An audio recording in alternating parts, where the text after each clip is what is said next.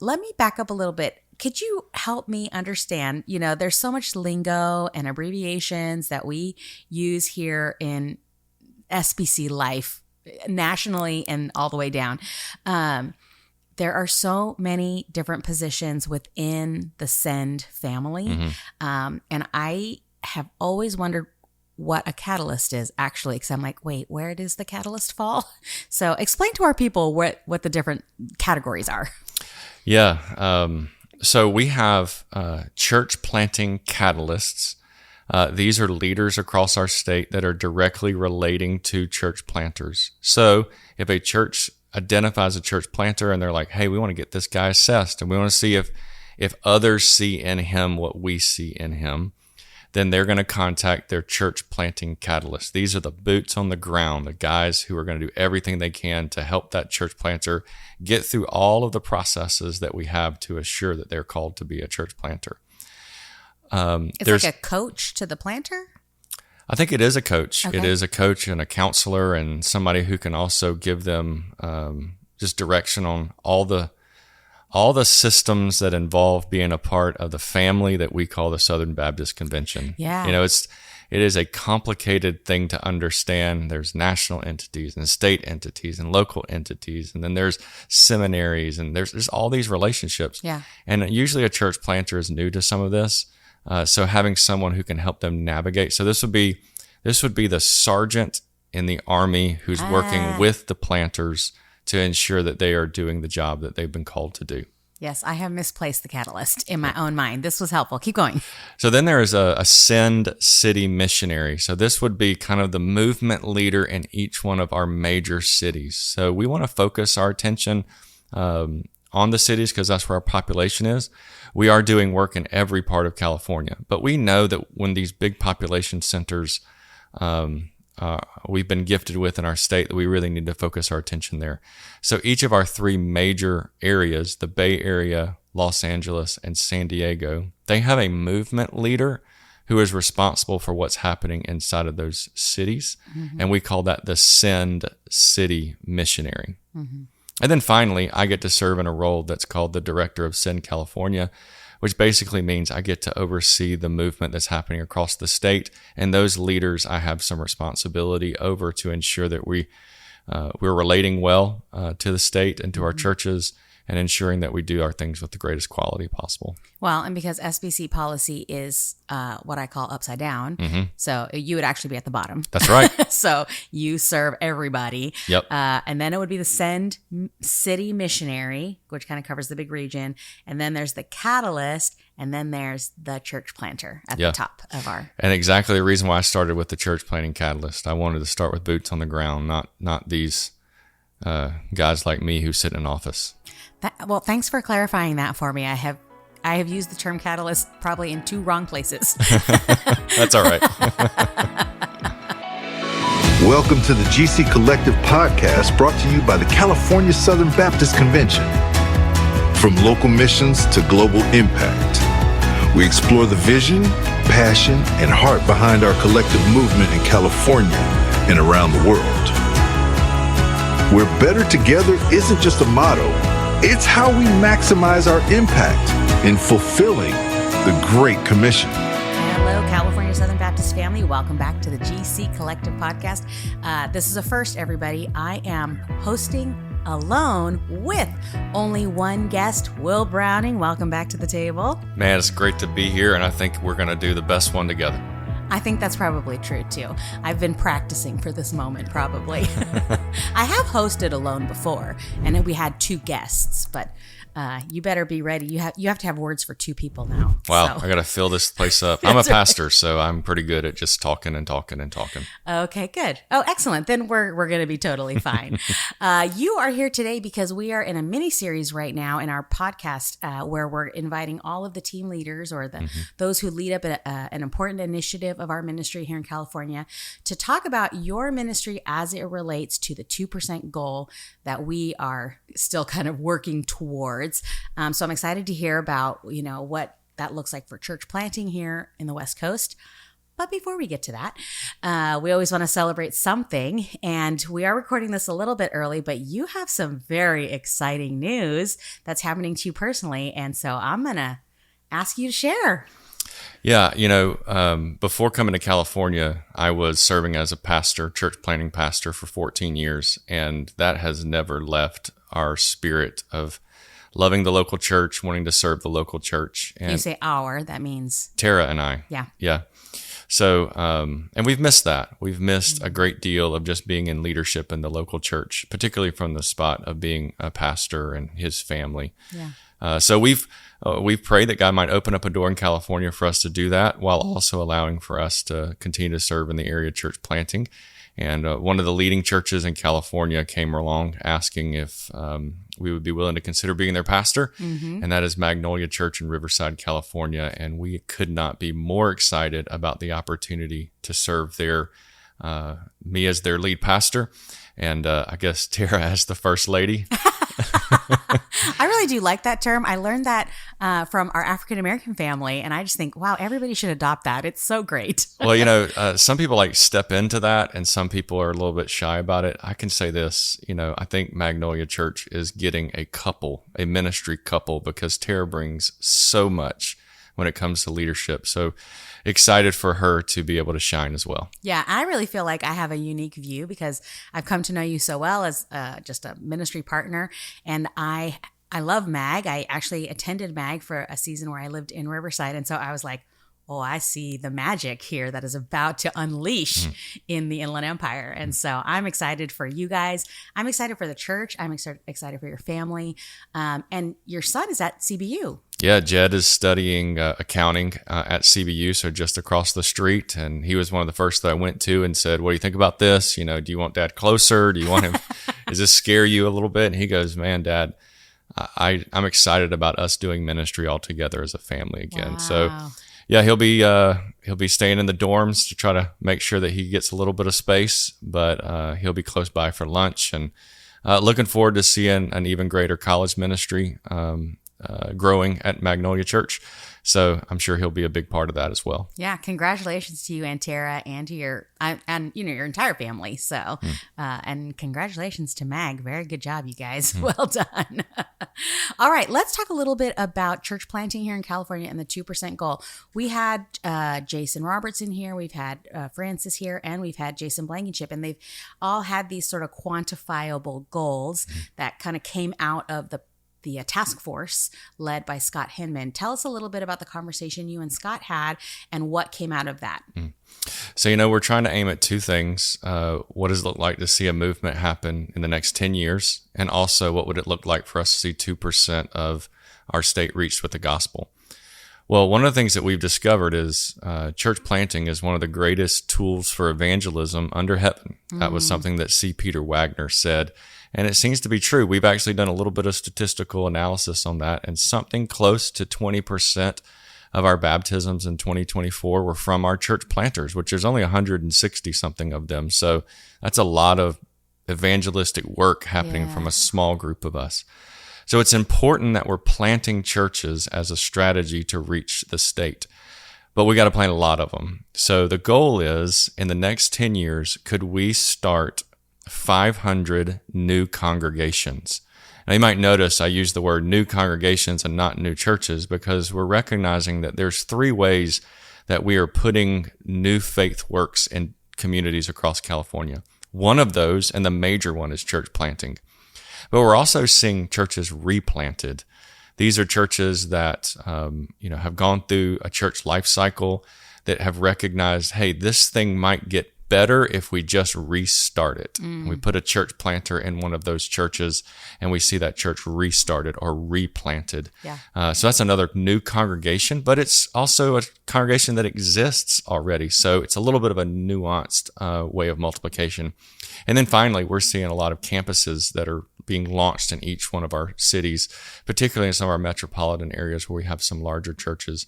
And we want to make sure that we recognize those churches are often very, very evangelistic. Right. So when we say 500 new congregations, we're talking about church plants, replants, and campuses that we're multiplying all across the state of California. I feel like, I don't know if because I'm from California, it feels like, is it harder in California or is it more exciting in California? I can't quite put a word to it. Now you're here and we have, I think, an ethnic diversity that is kind of unmatched. What is that looking like right now in the church planting movement here in California? Yeah, so two unique statistics. They're very close in number. So 71% of our church planters are from California. So we're not recruiting a lot of church planters to come from somewhere else to plant. This is an indigenous movement, churches in California that want to reproduce themselves. That is the envy of every state convention across the nation. Wow. We don't want to just have churches planted where others are coming in. We want to see it produced from our churches. So that's a really, really important statistic. Very close to it, that was 71%. 72%, so close number, but easy to remember, 72% of our church planters are non-Anglo. Really? So which represents our state in a big way. Now, our history as a convention has been a very Anglo convention, but we know that here in California, that's not the representation of our state, and we've got to continue to multiply ethnic leaders. And one of the places that that's happening most in California is through our church plants. So 72% of our church planters in California are non-Anglo. Wow. I mean, I'm not Anglo, though I look Anglo, but I'm not. That feels, is that representative of the state's diversity? No, particularly, or it is for our state. Yes, very much so. The question I thought you might be asking, is that representative of other states? And no, we're still very much an Anglo organization in most states. So this is a place where California is leading the way and trying to figure out how do we wrap our arms around new leaders that are from a diverse group of ethnicities. Yeah. Yeah. So I'm just going to, acknowledge the elephant in the room here is that you have an accent. And I call it ethnic diversity because you're from the South. Yep. And you've come in. Tell us a little bit about your journey to California. Well, I was serving, just doing what I thought God had called me to do as a church planting pastor. Had led there for 14 years. Our church was a church planting church. We had planted 9 autonomous churches in those 14 years. And that meant that we were in relationship with the North American Mission Board. And when they were looking for a movement leader for Los Angeles, I guess my name came out. Now, I was really minding my own business, thinking that I'm going to give 30, 40 years to this one church. That was the dream. I just want to give my life to the church that I had planted. And God had done something unique both in my wife and also in the one child that we still had at home who was a freshman in high school. Both of them had felt uniquely that God had said that there was a big change coming. Wow. So when this offer came, I thought it was an obvious, no, I'm committed to the local church. I'm committed to the church that we planted. But because of that movement in their spiritual lives, and then for me to seek counsel from others, it seemed like God was opening up this door. So I like to say that I put Isaac on the altar, meaning the only thing I ever wanted to do was pastor that church. But God was asking me to lay down something very precious to me, something very precious to him, and to test our faith. Now, the difference between the Abraham story and the Will Browning story is I didn't get a ram in the thicket. No. No, this really was what God wanted. And, it's been such a privilege to get to serve what I believe is America's greatest mission field. I don't think there's a place in America that's more important to the Great Commission and the kingdom expansion across the United States and North America than what we can do in California. So it's been a privilege to get to serve alongside of the brothers and sisters that are here.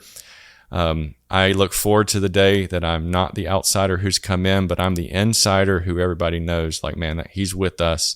And even our commitment to the local church that we're beginning now, I think is another expression of how committed we are to the state of California.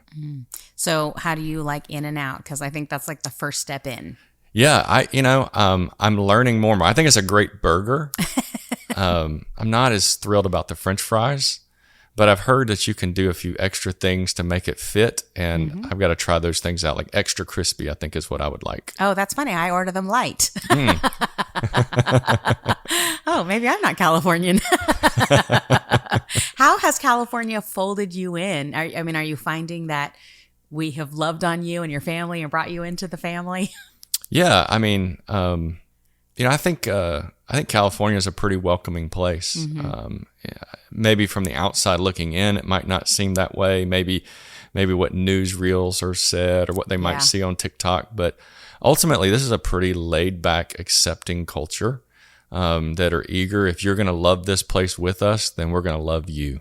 I think the people who don't make it out here are the people who don't love this place.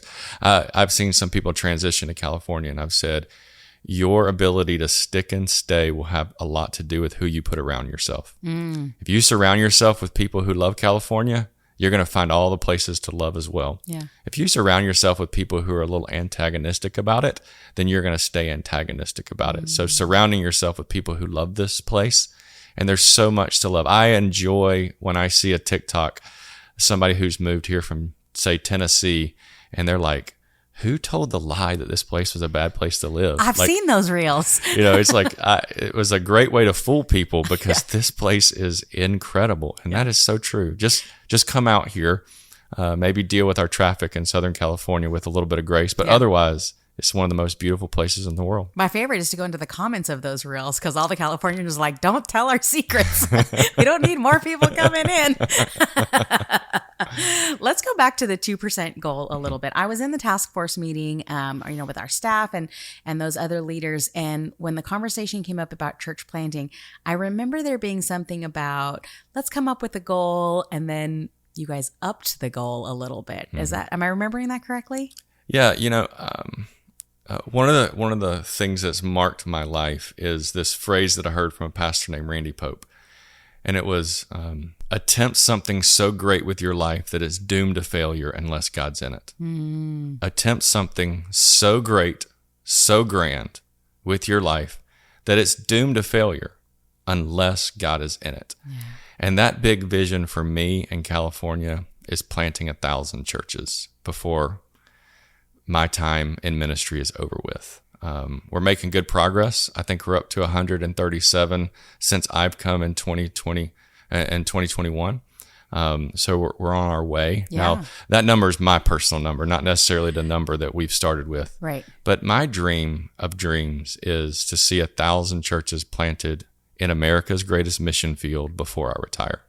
So the goal then of 500, you upped it because of this sort of life goal you have to make everything so big. I'm 47, so I probably got 20 years left. If 67 is some sort of marker that Americans have made, I got 20 years, and this vision is for 10 years.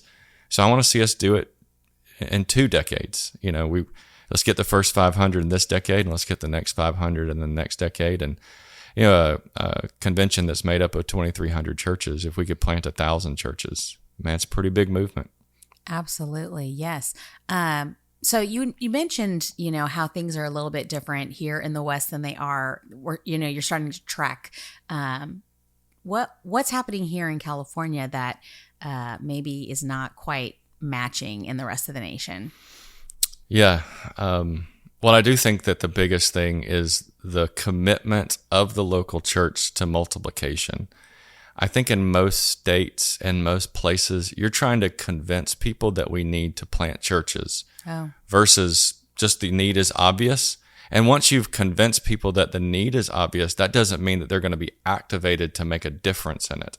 I have found California to be a place that recognizes the need and is already activated into we need to find church planters and we need to plant those churches across our state. I've had very, very few conversations where people are resistant to the idea of multiplication, and that is not normal across the United States.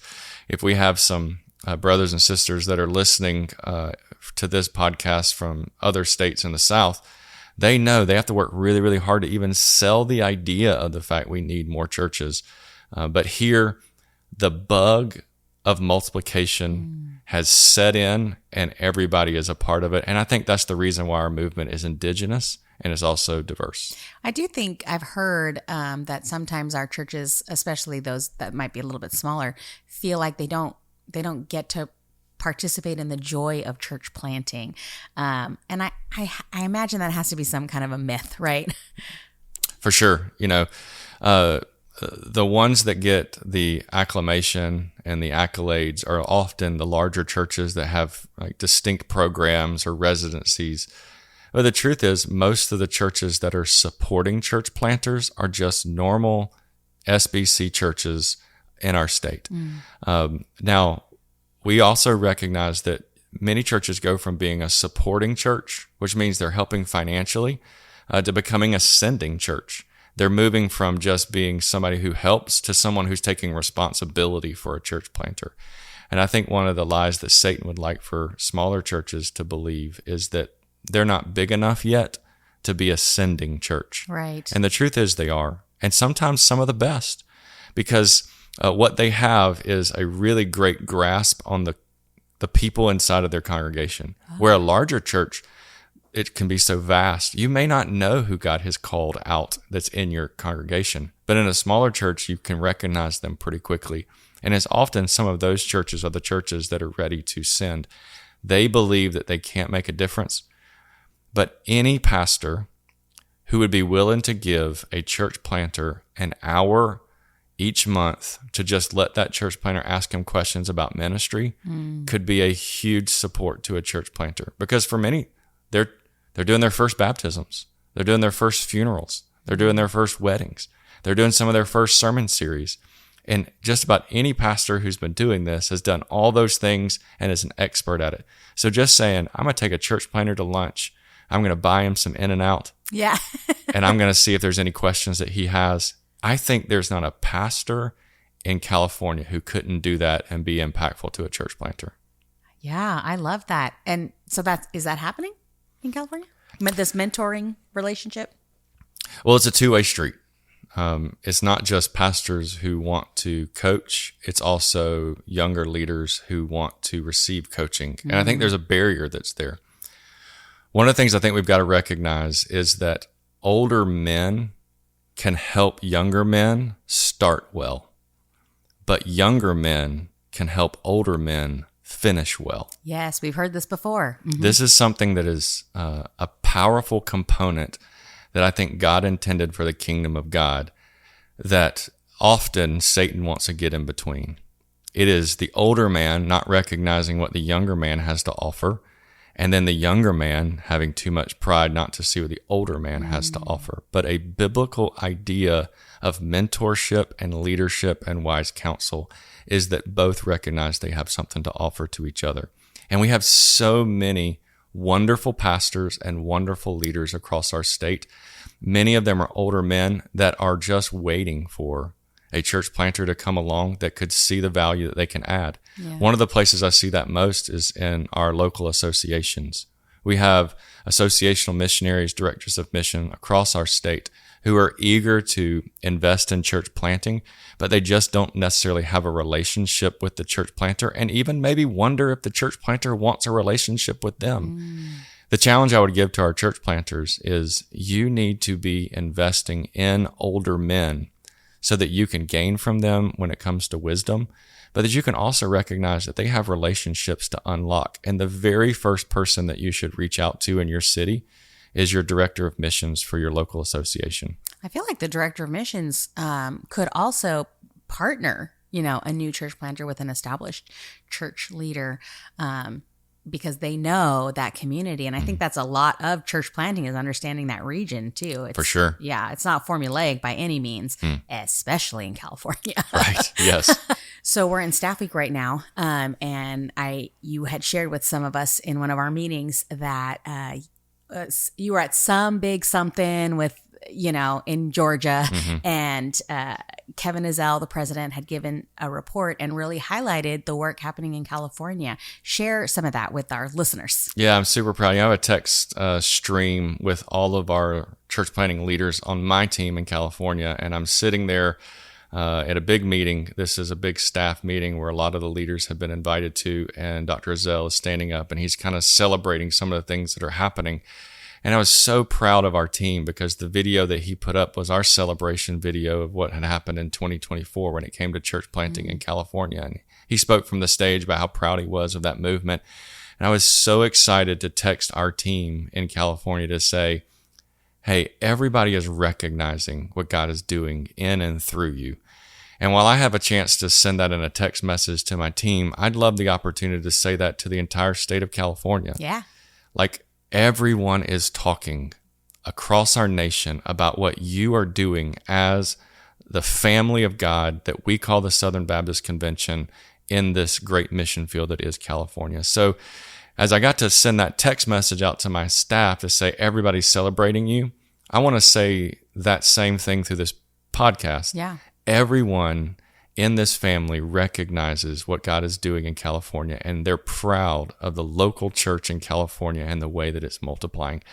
And the truth is, we are leading out in a greater movement. So since the last 13 years, which is when the Send Network was started, we have seen over 11,000 churches planted. Now, we are already the largest Protestant denomination in the history of the world. We're a convention. That's right. That's right.